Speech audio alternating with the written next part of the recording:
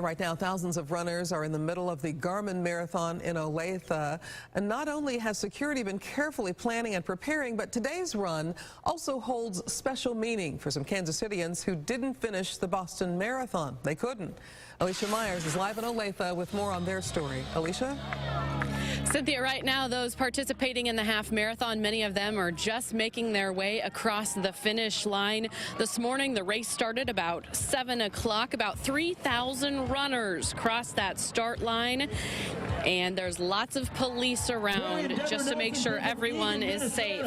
Now, when the city of Olathe heard about the marathon bombings in Boston on Monday, they went into action, taking extra precautions to make sure Olathe and all the runners participating today were safe.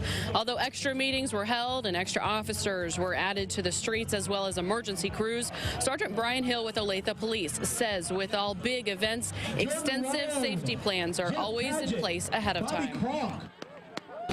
With any big event like this, that's always something that we plan for. We have an in-depth action plan in place, and we continued all the way up to race day to make sure that we had the appropriate responses in place.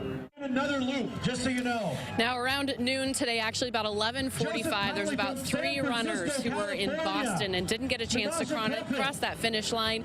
Several of their family members and friends were also there to see them.